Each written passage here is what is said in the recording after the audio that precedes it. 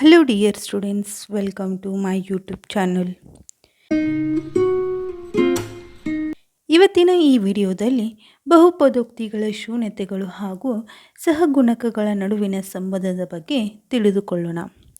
ಸಾಮಾನ್ಯವಾಗಿ alpha star ಮತ್ತು beta ಸ್ಟಾರ್ಗಳು ವರ್ಗ ಬಹುಪದೋಕ್ತಿ P of X is equal to A X square plus B X plus C is not equal to zero.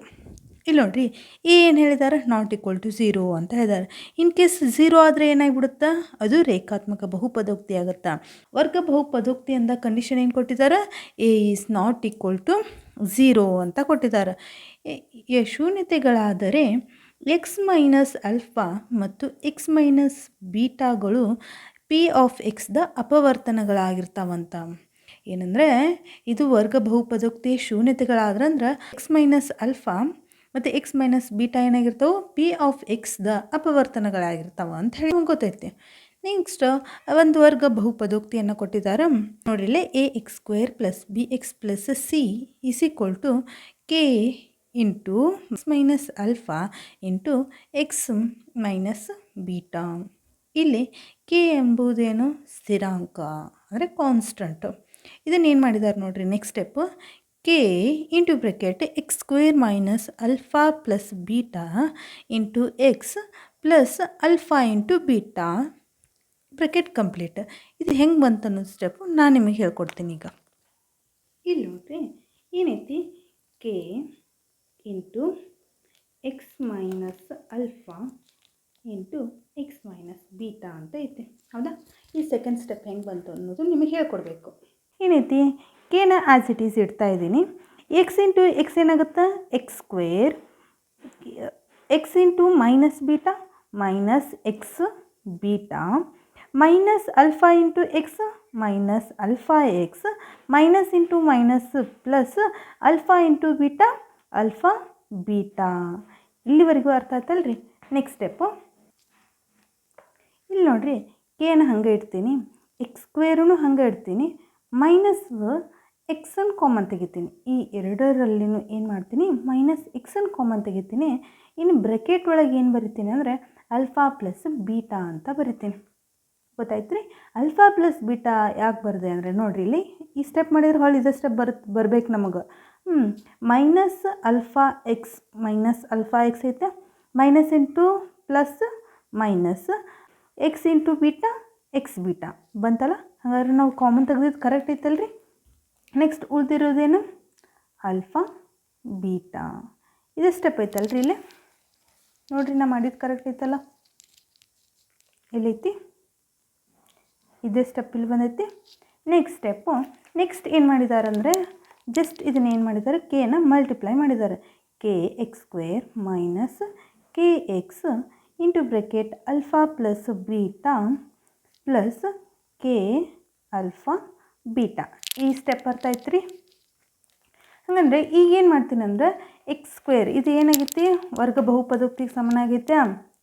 A X square plus B X plus ಸಿನ is equal to this ಇದೈತೆ. ಹಾಗಂದರೆ ಈಗ ಏನು ಮಾಡ್ತೀನಿ ಅಂದರೆ ಎಕ್ಸ್ ಸ್ಕ್ವೇರ್ ಟರ್ಮನ್ನು ಏನು ಮಾಡ್ತೀನಿ? Equate ಮಾಡ್ಕೋತೀನಿ. ಅದೇ ಥರ ಎಕ್ಸ್ ಟರ್ಮ್ ಆಮೇಲೆ ಕಾನ್ಸ್ಟಂಟನ್ನು ಇಲ್ಲೈತೆ ನೋಡಿರಿ.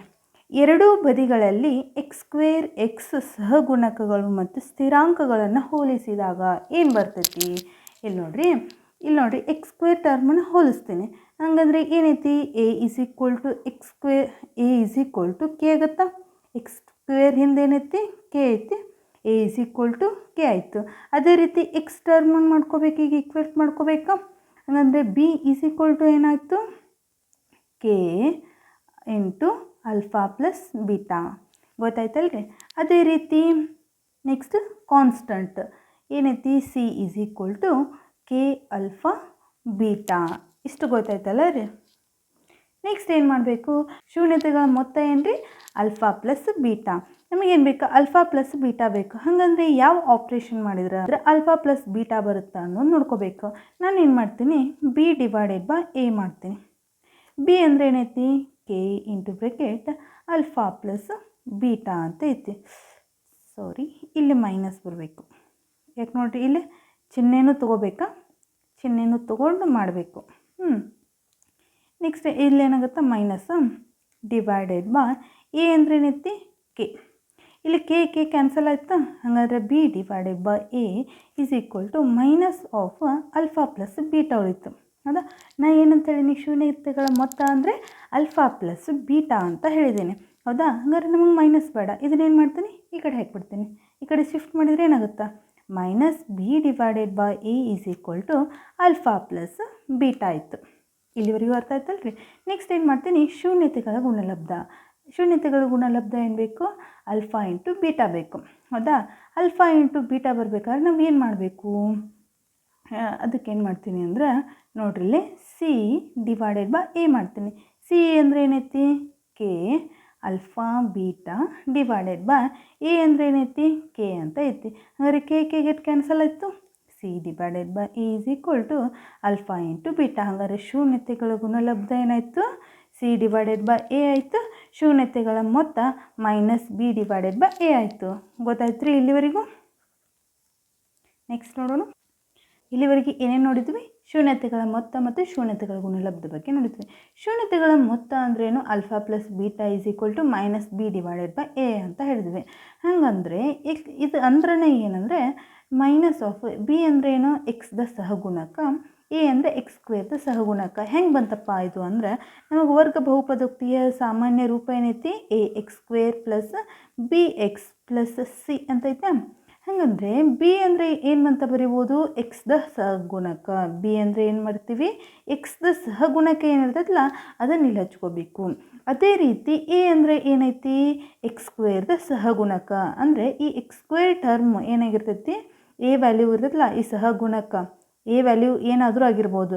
ಈ for example 4x square plus 5x plus 8 ಅಂತ ಒಂದು ಇಕ್ವೇಷನ್ ಕೊಡ್ತೀನಿ. ಇದು ಒಂದು ವರ್ಗ ಬಹುಪದೋಕ್ತಿ ಆಗೈತಿ.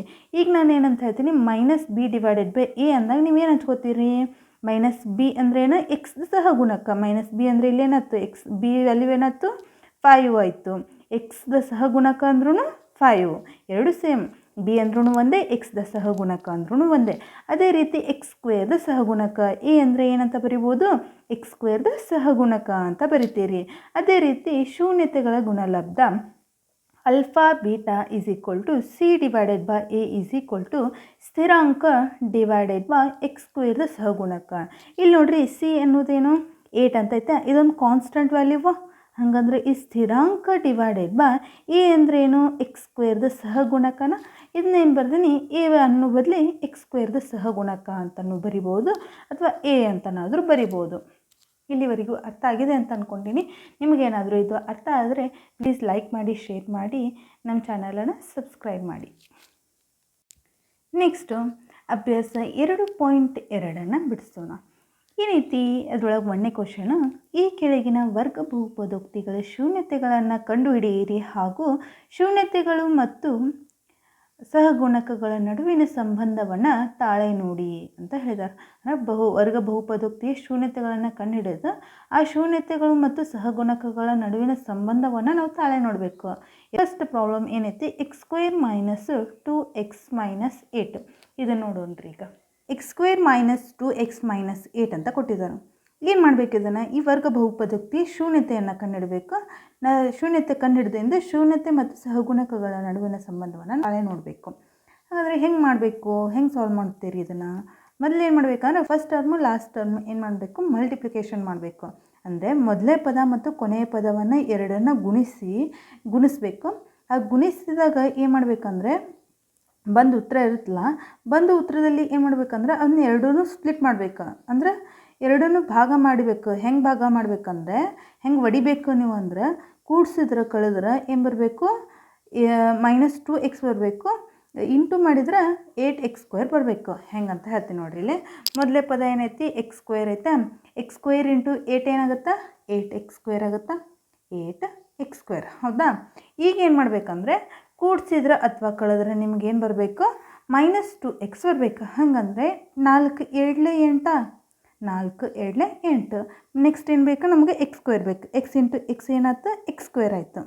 ಹೌದಾ, 4 7 8. ಬಟ್ ಇಲ್ಲಿ ಏನೈತೆ ನೋಡ್ರಿ, ಇಲ್ಲೇ ಎಕ್ಸ್ ಸ್ಕ್ವೇರ್ ಮೈನಸ್ ಅಂತ ಐತಿ ಟರ್ಮ್. ಹೌದಾ, ಮೈನಸ್ ಅಂದರೆ ಇಲ್ಲೇನು ಬರುತ್ತಾ, ಮೈನಸ್ 8x² ಬರುತ್ತೆ. ಇಲ್ಲಿ ಮೈನಸ್ 8x² ಬಂದರೆ ಇಲ್ಲಿ ನೀವೇನು ಮಾಡ್ತೀರಾ, ಕೂಡಿಸ್ಬೇಕಾ ಕಳಿಬೇಕೀಗ? 4ರಾಗೆ 2 ಕೂಡಿಸಿದ್ರೆ 6 ಬರ್ತೈತೆ. 4ರಾಗೆ 2 ಕಳೆದ್ರೆ 2 ಬಂತು, ಹೌದಾ? 4ರಾಗೆ 2 ಕಳೆದ್ರೆ 2 ಬರುತ್ತಾ? ಹೌದು.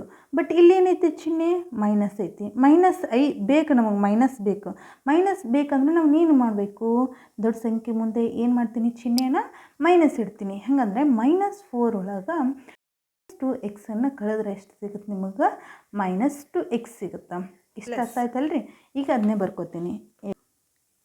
x² -2x -8 ಅಂತ ಐತಲ್ಲ, ಇದನ್ನ ಹೆಂಗೆ ಬರ್ಕೋತೀನಿ? x² -4x ಐತಲ್ಲ, ಇದನ್ನ ಹೇಳಿ ಬರ್ತೀನಿ. 4x + 2x -8, ಹೌದಾ? ಇದನ್ನಷ್ಟೇ ಚೇಂಜಸ್ ಮಾಡ್ಕೊಂಡೀನಿ ಇಲ್ಲೇ. ನೆಕ್ಸ್ಟ್ ಏನು ಮಾಡ್ತೀನಿ, ಇಲ್ಲೇನು ಮಾಡ್ತೀನಿ ನೋಡಿರಿ, ಇಲ್ಲಿ x² ಐತಿ, ಇಲ್ಲಿ x ಐತಿ. ಹಾಗಂದ್ರೆ ಯಾವ ಟರ್ಮನ್ನು ಕಾಮನ್ ತೆಗಿತೀನಿ? ಎಕ್ಸ್ ಟರ್ಮನ್ನ ಕಾಮನ್ ತೆಗಿತಾ ಇದ್ದೀನಿ. ಇಲ್ಲಿ ಎಕ್ಸ್ ಟರ್ಮನ್ನ ಕಾಮನ್ ತೆಗೆದ್ರೆ ಏನು ಉಳಿತೈತಿ? ಎಕ್ಸ್ -4 ಉಳಿತೈತಿ, ಹೌದಾ? ಹೊಳ್ಳೆ ಇದನ್ನು ಮಲ್ಟಿಪ್ಲಿಕೇಶನ್ ಮಾಡಿದ್ರೆ ನಿಮ್ಗೆ ಇದೇ ಟರ್ಮ್ ಬರಬೇಕು. x × x² ಆಗುತ್ತೆ. x × -4 -4x ಆಗುತ್ತೆ, ಹೌದಾ? ಹಂಗಾರೆ ನಾನು ತೆಗೆದಿರೋದು ಕರೆಕ್ಟ್ ಐತಿ. ಪ್ಲಸ್ ನೆಕ್ಸ್ಟ್ ಏನು ಮಾಡ್ತೀನಿ, ಇಲ್ಲಿ ನೋಡಿರಿ ಎಕ್ಸ್ ಅಂತ ಎಕ್ಸ್ ಐತಾ? ಇಲ್ಲ. ಹಾಗಾದರೆ ನಾವು ಏನು ಮಾಡಬೇಕು? 2ನ ಕಾಮನ್ ತೆಗಿಬೋದಾ? ಇಲ್ಲಿ 2 ಮತ್ತು 8 ಏನಾಗುತ್ತಾ? ಒಂದೇ ಮಗ್ಗಿಯಲ್ಲಿ ಹೋಗ್ತಾವೆ. ಹಾಗಾದ್ರೆ 2ನ ಕಾಮನ್ ತೆಗಿತೀನಿ. 2 ಕಾಮನ್ ತೆಗೆದ್ರೆ ಏನಾಗುತ್ತಾ? x -4 ಆಗುತ್ತಾ? ಇದು ಇಲ್ಲಿವರೆಗೂ ಅರ್ಥ ಆಯ್ತಲ್ರಿ? ನಿಮ್ಗೆ ಇನ್ನೊಂದು ಏನು ಟ್ರಿಕ್ ಅಂದರೆ, ಇಲ್ಲಿ x -4ನ ಕಾಮನ್ ತೆಗೆದಿರ್ತಿರಲ್ಲ, ಇಲ್ಲಿ x -4 ಬರೋ ಹಂಗೆ ನೀವು ಕಾಮನ್ ತೆಗಿಬೇಕು. ಇವಾಗ ಏನು ಮಾಡ್ತೀನಿ, ಇಲ್ಲಿ x -4 ಐತಿ, ಇಲ್ಲಿ x -4 ಐತಿ. ಹಾಗಾದ್ರೆ x -4ನ ಏನು ಮಾಡ್ತೀನಿ, ನಾನು ಕಾಮನ್ ತೆಗೆದುಬಿಡ್ತೀನಿ. x -4ನ ಕಾಮನ್ ತೆಗೆದ್ರೆ ಏನು ಉಳಿತೈತಿ? x + 2, ಹೌದಾ? ಹಾಗಂದರೆ ಇದನ್ನೇನು ಮಾಡ್ತೀನಿ, x -4ನ x -4 = 0ಕ್ಕೆ ಇಕ್ವೇಟ್ ಮಾಡ್ಕೋತೀನಿ.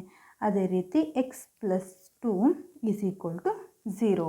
ನೆಕ್ಸ್ಟ್ ಏನು ಮಾಡ್ತೀನಿ, x = ಏನಾಯಿತು, ಇದು ದಿಂದ ಹೊರಗೆ ಹಾಕಿದ್ರೆ +4, x +2x ಐತಿ, ಹೊರಗೆ ಹಾಕಿದ್ರೆ -2. ಇಲ್ಲಿವರೆಗೂ ಅರ್ಥ ಆಯ್ತಲ್ಲ?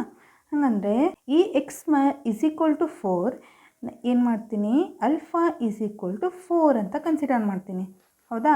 ನಾವು ಇವಕ್ಕೆ ಏನಂತ ಹೇಳ್ತೀವಿ ನಾವು, x = 4 ಮತ್ತು x -2 ಸಿಕ್ಕಿದಾವಲ್ಲ, ಇದು ಏನು, ಈ ವರ್ಗ ಬಹುಪದೋಕ್ತಿಯ ಶೂನ್ಯತೆಗಳನ್ನ. ಇದನ್ನು ಏನು ಮಾಡ್ತೀನಿ, α = 4 ಅಂತ ಕನ್ಸಿಡರ್ ಮಾಡ್ತೀನಿ. ಅದೇ ರೀತಿ β = -2 ಅಂತ ಕನ್ಸಿಡರ್ ಮಾಡ್ತೀನಿ. ಇವು ಏನಾಗಿದ್ದಾವೆ, ಎರಡು ಈ ವರ್ಗ ಬಹುಪದೋಕ್ತಿಯ ಶೂನ್ಯತೆಗಳಾಗಿದ್ದಾವೆ. ಅದನ್ನ ಇಲ್ಲಿ ಬರೀತೀನಿ ನೋಡಿರಿ. x² - 2x - 8 ಬಹುಪದೋಕ್ತಿಯ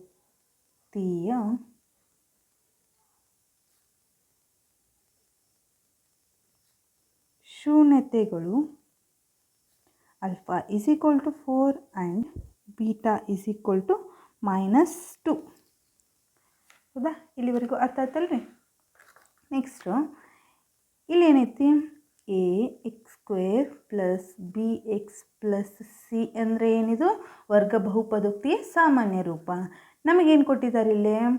x² - 2x - 8 ಅಂತ ಕೊಟ್ಟಿದ್ದಾರೆ. ಹಾಗಾದರೆ ಇವನ್ನ ಎರಡನ್ನೂ ಕಂಪೇರ್ ಮಾಡಿರಿ.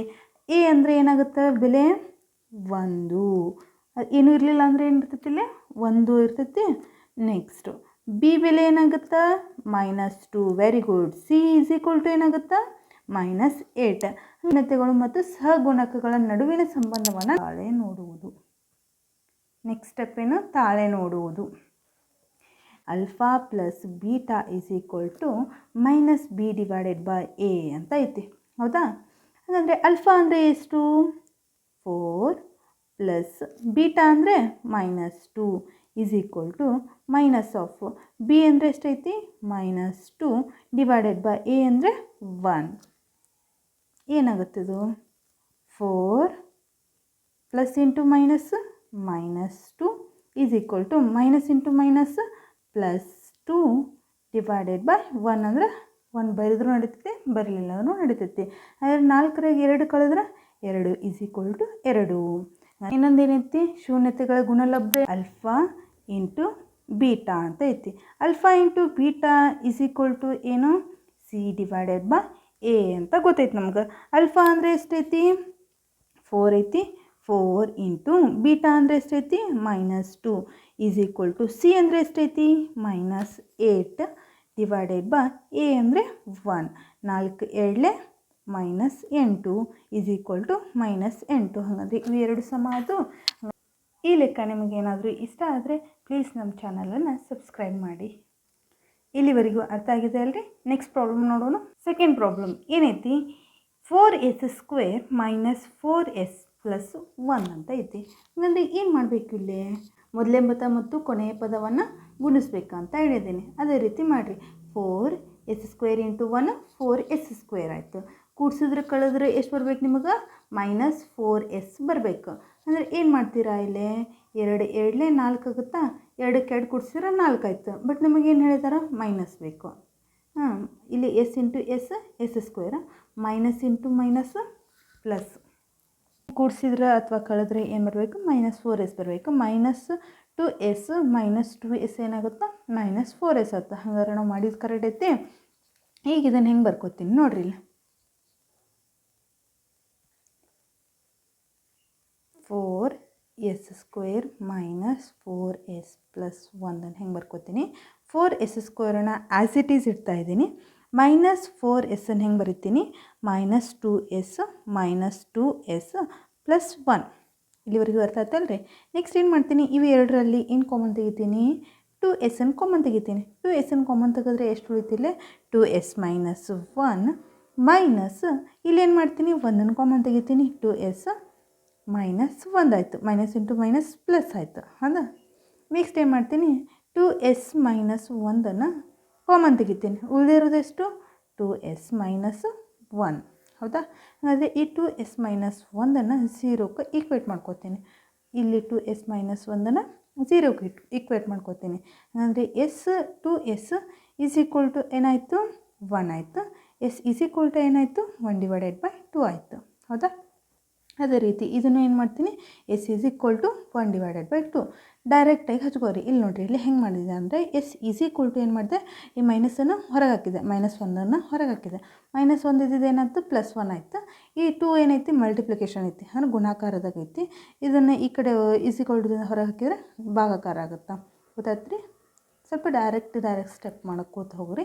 ಇದನ್ನೇನು ಮಾಡ್ತೀನಿ? ಈ ಎಸ್ಸನ್ನು ಏನು ಮಾಡ್ತೀನಿ? ಒಂದನ್ನು ಆಲ್ಫಾ ಅಂತ ಕನ್ಸಿಡರ್ ಮಾಡ್ತೀನಿ, ಒಂದನ್ನು ಬೀಟಾ ಅಂತ ಕನ್ಸಿಡರ್ ಮಾಡ್ತೀನಿ. ಹೌದಾ? ಆಲ್ಫಾ ಬೆಲೆ ಎಷ್ಟಾಯಿತು? 1/2 ಆಯಿತು. ಬೀಟಾ ಬೆಲೆ 1/2 ಆಯಿತು. ನಮಗೇನು ಕೊಟ್ಟಿದ್ದಾರೆ? 4s² - 4s + 1 is equal to 0ನ. ಇದನ್ನೇನು ಮಾಡ್ತೀನಿ? ಇನ್ ಜನರಲ್ ಫಾರ್ಮುಲಾ ಏನೈತಿ? ax² ಅಂತ ಐತಿ. ಆ x² ಏನು ಮಾಡ್ತೀನಿ? s² ಅಂತ ಬರ್ಕೋತೀನಿ. as² + bs + c is equal to 0. ಈಗ ಏನು ಮಾಡಬೇಕು? a ಅಂದರೆ ಎಷ್ಟು? 4. b ಅಂದರೆ -4. c ಅಂದರೆ 1. ಇಲ್ಲಿವರೆಗೂ ಅರ್ಥ ಆಯ್ತಲ್ರಿ? ನೆಕ್ಸ್ಟ್ ತಾಳೆ ನೋಡೋಣ. ತಾಳೆ ನೋಡುವುದು. ಶೂನ್ಯತೆಗಳು ಯಾವುವು? Alpha plus beta. Alpha plus beta is equal to -b/a. -b ಅಂದರೆ ಎಷ್ಟೈತಿ? -4 ಡಿವೈಡೆಡ್ ಬೈ a ಅಂದರೆ 4. ಆಲ್ಫಾ ಅಂದರೆ ಎಷ್ಟೈತಿ? 1/2 + 1/2. ಬೀಟಾ ಅಂದ್ರೂ ಏನೈತಿ? 1/2 ಅಂತೈತಿ. ಹಾಗಂದರೆ ಇಲ್ಲಿ LCM ಏನಾಗುತ್ತೆ? 2 ಆಗುತ್ತಾ? ಅಂದರೆ 1 + 1 ಈಸ್ ಈಕ್ವಲ್ ಟು ಈ 4 ಕ್ಯಾನ್ಸಲ್ ಆಯಿತು, -1 ಉಳಿತಾ? ಇಲ್ಲಿ ನೋಡಿರಿ, -4 ಐತಿ, ಅಂದರೆ ಮೈನಸ್ ಇಂಟು ಮೈನಸ್ ಆಫ್ -4 ಅಂತ ಬರ್ಕೋಬೇಕು. ಮೈನಸ್ ಇಂಟು ಮೈನಸ್ ಏನಾಯಿತು? +1 ಆಯಿತು. ನೆಕ್ಸ್ಟು ಇದು 1 + 1 2/2 ಈಸ್ ಈಕ್ವಲ್ ಟು 1. 2 1 2 1. ಹಾಗಾದರೆ ಏನಾಯಿತು? 1 ಈಸ್ ಈಕ್ವಲ್ ಟು 1 ಆಯಿತು. ಹಾಗಾದರೆ ಶೂನ್ಯತೆಗಳ ಗುಣಲಬ್ಧ ಏನು? Alpha into beta is equal to c/a. ಆಲ್ಫಾ ಅಂದರೆ ಎಷ್ಟೈತಿ? 1/2 ಇಂಟು 1/2. ಹೌದಾ? ಸಿ ಅಂದರೆ ಎಷ್ಟೈತಿ? 1. ಎ ಅಂದರೆ 4. ಹೌದಾ? 1 1 1 2 4 ಈಸ್ ಈಕ್ವಲ್ ಟು 1/4. ಹಾಗಾದರೆ ಇವು ಎರಡು ಈಕ್ವಲ್ ಅದು, ಇವು ಎರಡು ಈಕ್ವಲ್ ಅದು. ಹಾಗಾದರೆ ನಾವು ಇದು ಮಾಡಿರೋದು ಕರೆಕ್ಟ್ ಐತಿ. ನೆಕ್ಸ್ಟ್ ಕ್ವಶನು, ಫಿಫ್ತ್ ಕ್ವಶನ್ ಏನೈತಿ ಟಿ ಸ್ಕ್ವೇರ್ ಮೈನಸ್ 15 ಅಂತ ಐತಿ. ನಾನು ಮಾಡ್ತೀನಿ ನೋಡ್ರಿ ಇಲ್ಲಿ. T square minus 15 is equal to 0ಗೆ ಈಕ್ವೇಟ್ ಮಾಡ್ಕೋತೀನಿ. ಫಸ್ಟು ಏನು ಮಾಡ್ತೀನಿ, t square is equal to ಎಷ್ಟಾಯಿತು, ಈ 15 ಏನು ಮಾಡ್ತೀನಿ ಈಸ್ ಈಕ್ವಲ್ ಟು ದಿಂದ ಹೊರಗೆ ಹಾಕ್ತೀನಿ. -15 ಐತಿ, ಇದನ್ನು -15 ಈಸ್ ಈಕ್ವಲ್ ಟು ದಿಂದ ಹೊರಗೆ ಹಾಕ್ತೀನಿ. ಅವಾಗ ಏನಾಗುತ್ತಾ +15 ಆಗುತ್ತಾ. ಟಿ ಈಸ್ ಈಕ್ವಲ್ ಟು ಏನಾಗುತ್ತಾ +or -√15 ಆಗುತ್ತೆ. ಹೌದಾ? ಹಾಗಂದರೆ ಒಂದು ಬೆಲೆ ಏನಾಯಿತು, ಟಿ ಈಸ್ ಈಕ್ವಲ್ ಟು +√15 ಆಯಿತು. ಇನ್ನೊಂದು ಬೆಲೆ ಏನಾಯಿತು, ಟಿ ಈಸ್ ಈಕ್ವಲ್ ಟು -√15 ಆಯಿತು. ಹಾಗಂದರೆ ಇದು alpha is equal to √15, beta is equal to -√15. ಇಲ್ಲಿವರೆಗೂ ಅರ್ಥ ಆಯ್ತಲ್ರಿ? ಹಾಗಂದರೆ ನಮಗೇನು ಕೊಟ್ಟಿದ್ದಾರೆ, t square minus 0t -15 is equal to 0. ಅಂದರೆ ಏನೈತಿ ಇಲ್ಲಿ, ಟಿ ಸ್ಕ್ವೇರ್ -15 ಅಂತ ಐತೆ. ಅಂದರೆ ಟಿ ಬೆಲೆ ಏನಾಗೈತಿ ಇಲ್ಲಿ 0 ಆಗೈತೆ. 0 ಆಗೈತಿ. 0 ಆದರೆ 0 ಇಂಟು ಎನಿಥಿಂಗು 0 ಆಗಿಬಿಡುತ್ತೆ. ಅದಕ್ಕೆ ನಾನು ಏನಂತ ತೊಗೊಂಡೀನಿ ಇಲ್ಲಿ, ಟಿ ಟರ್ಮನ್ನು 0 ಅಂತ ಕನ್ಸಿಡರ್ ಮಾಡೀನಿ. ಇನ್ ಜನರಲ್ ಫಾರ್ಮುಲಾ ಏನೈತಿ, a t square minus b T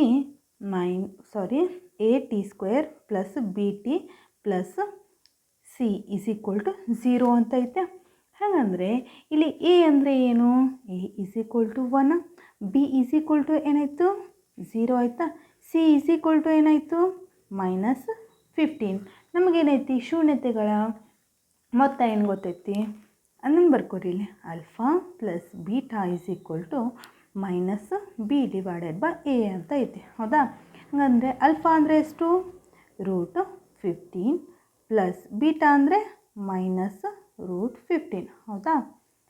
is equal to minus of b ಅಂದರೆ ಏನೈತಿ 0 ಡಿವೈಡೆಡ್ ಬೈ ಎ ಅಂದರೆ ಏನೈತಿ 1 ಅಂತ ಐತಿ.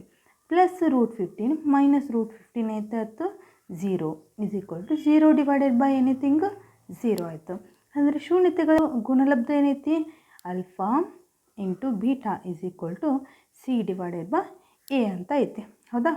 ಆಲ್ಫಾ ಅಂದರೆ ಎಷ್ಟು, √15 ಇಂಟು ಬೀಟಾ ಅಂದರೆ -√15 ಈಸ್ ಈಕ್ವಲ್ ಟು ಸಿ ಅಂದರೆ ಎಷ್ಟೈತಿ -15 ಡಿವೈಡೆಡ್ ಬೈ ಎ ಅಂದರೆ 1 ಅಂತ ಐತಿ. ಹಾಗಂದರೆ ಇದನ್ನೇನಂತ ಬರಿತೀನಿ, ಮೈನಸನ್ನು ಹೊರಗೆ ಹಾಕ್ತೀನಿ, √15 ಹೋಲ್ ಸ್ಕ್ವೇರ್ ಅಂತ ಬರಿಬೋದಾ. √15 into √15 whole square is equal to -√15. ಈ ಸ್ಕ್ವೇರ್ ರೂಟು ಮತ್ತು ಸ್ಕ್ವೇರನ್ನು ಕ್ಯಾನ್ಸಲ್ ಮಾಡ್ತೀನಿ. ಹಾಗಾದರೆ -15 ಈಸ್ ಈಕ್ವಲ್ ಟು -15 ಆಯಿತು. ಎರಡು ಈಕ್ವಲ್ ಆದವು ಅಲ್ರಿ. ಇಲ್ಲಿ ನೋಡಿರಿ, 1ನೇದು ಹೇಳಿದ್ದೀನಿ, 2ನೇದು ಹೇಳಿದ್ದೀನಿ, ಅದೇ ರೀತಿ 5ನೇದು ಹೇಳಿದೆ. 3, 4, 6 ನೀವು ಆನ್ಸರನ್ನು ಕಮೆಂಟ್ ಮಾಡಿರಿ. ನೆಕ್ಸ್ಟು 7ನೇ ಕ್ವಶನ್ ಏನೈತಿ, ಈ ಕೆಳಗಿನವುಗಳಲ್ಲಿ ಕ್ರಮವಾಗಿ ಶೂನ್ಯತೆಗಳ ಮೊತ್ತ ಹಾಗೂ ಗುಣಲಬ್ಧವನ್ನಾಗಿ ಹೊಂದಿರುವ ವರ್ಗ ಬಹುಪದೋಕ್ತಿಯನ್ನು ಕಂಡುಹಿಡಿಯಿರಿ. ಅಂದರೆ ಏನು ಮಾಡಿದ್ದಾರೆ ಇಲ್ಲಿ, ಶೂನ್ಯತೆಗಳ ಮೊತ್ತ ಮತ್ತು ಶೂನ್ಯತೆಗಳ ಗುಣಲಬ್ಧವನ್ನು ಕೊಟ್ಬಿಟ್ಟಿದ್ದಾರೆ. ಇಷ್ಟೊತ್ತನ ಏನು ಮಾಡಿದ್ವಿ ಇಲ್ಲಿ, ಶೂನ್ಯತೆಯನ್ನು ಕಂಡುಹಿಡಿದು ಶೂನ್ಯತೆಗಳ ಗುಣಲಬ್ಧ ಮತ್ತು ಶೂನ್ಯತೆಗಳ ಮೊತ್ತ ಮತ್ತು ಗುಣಲಬ್ಧವನ್ನು ಕಂಡುಹಿಡಿದ್ವಿ. ಇಲ್ಲೇನು ಮಾಡಿದ್ದಾರೆ, ಶೂನ್ಯತೆಗಳ ಮೊತ್ತ ಮತ್ತು ಗುಣಲಬ್ಧ ಕೊಟ್ಟಿದ್ದಾರೆ. ಅದನ್ನು ತೊಗೊಂಡು ನಾವೇನು ಮಾಡಬೇಕು, ವರ್ಗ ಬಹುಪದೋಕ್ತಿಯನ್ನು ಕಂಡುಹಿಡಬೇಕು. ವೈಸ್ ವರ್ಸ ಅಂದರೆ ಉಲ್ಟಾ ಕಂಡುಹಿಡಬೇಕು. ಈಗ ಇದರೊಳಗೆ ನೋಡಿರಿ, ಫಸ್ಟ್ನೇದು 1 ಡಿವೈಡೆಡ್ ಬೈ 4, -1. ಇದನ್ನು ಸಾಲ್ವ್ ಮಾಡೋಣ. ಇಲ್ಲಿ ನೋಡಿರಿ, ಇದು ಏನು 1 ಡಿವೈಡೆಡ್ ಬೈ 4 ಅಂತೈತಲ್ಲ, ಇದು ಶೂನ್ಯತೆಗಳ ಮೊತ್ತ. ಇಲ್ಲಿ ಹೇಗೆ ಏನು ಕೊಟ್ಟಿದ್ದಾರೆ ನೋಡಿರಿ, ಕ್ವಶನ್ದಾಗೆ ಹೇಳಿದ್ದಾರೆ, ಈ ಕೆಳಗಿನವುಗಳನ್ನು ಕ್ರಮವಾಗಿ ಶೂನ್ಯತೆಗಳ ಮೊತ್ತ, ಕ್ರಮವಾಗಿ ಅಂದ್ರೇನು, ಒಂದಾದಮೇಲೆ ಒಂದು ಶೂನ್ಯತೆಗಳ ಮೊತ್ತ, ಇದು ಶೂನ್ಯತೆಗಳ ಮೊತ್ತ, ಇದು ಹಾಗೂ ಶೂನ್ಯತೆಗಳ ಗುಣಲಬ್ಧ ಅಂತ ಹೇಳಿದ್ದಾರೆ. ಅಂದರೆ ಶೂನ್ಯತೆಗಳ ಮೊತ್ತ, ಇದು ಶೂನ್ಯತೆಗಳ ಗುಣಲಬ್ಧ. ಹಾಗಾದರೆ ಶೂನ್ಯತೆಗಳ ಮೊತ್ತ ಏನೈತಿ, ಶೂನ್ಯತೆಗಳ ಮೊತ್ತ ಏನು, ಶೂನ್ಯತೆಗಳ ಮೊತ್ತ ನಮಗೇನು ಗೊತ್ತೈತಿ, alpha plus beta is equal to ಎಷ್ಟು ಕೊಟ್ಟಿದ್ದಾರೆ, 1 ಡಿವೈಡೆಡ್ ಬೈ 4 ಅಂತ ಕೊಟ್ಟಿದ್ದಾರೆ. ಅದೇ ರೀತಿ ಶೂನ್ಯತೆಗಳ ಗುಣಲಬ್ಧ ಏನು ಗೊತ್ತೈತಿ, ಶೂನ್ಯತೆಗಳ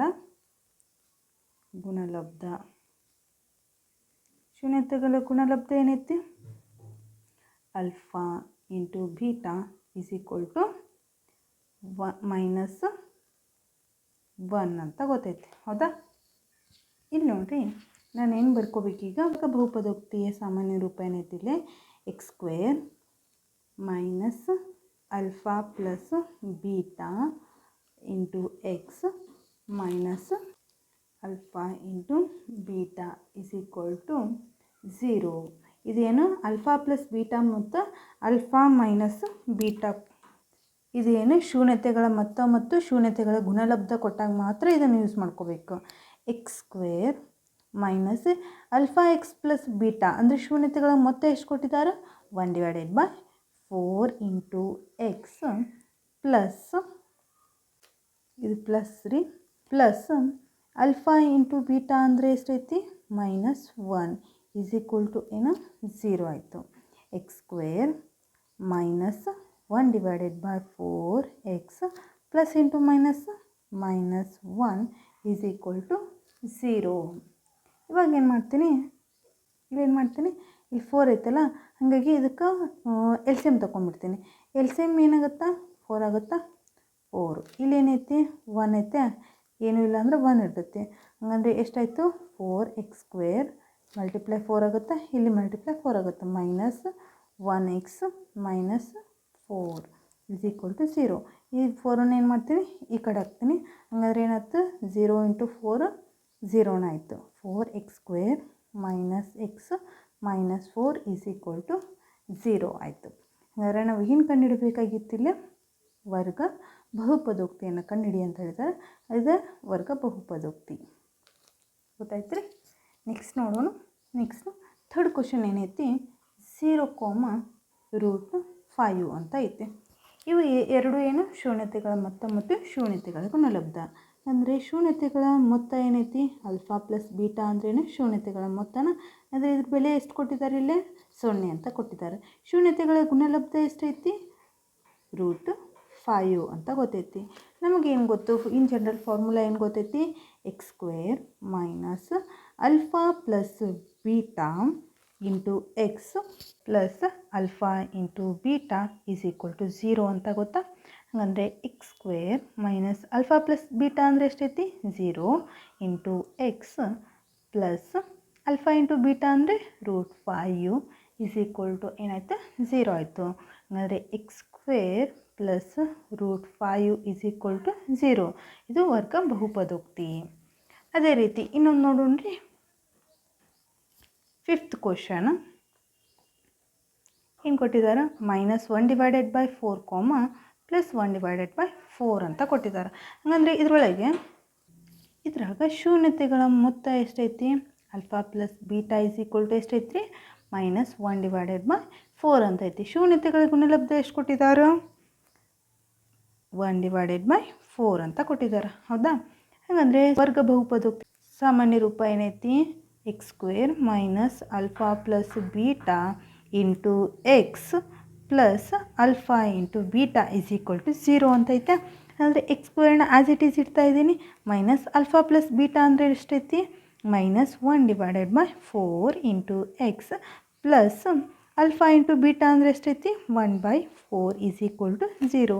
X square minus into minus plus 1/4 into X plus 1/4 is equal to 0.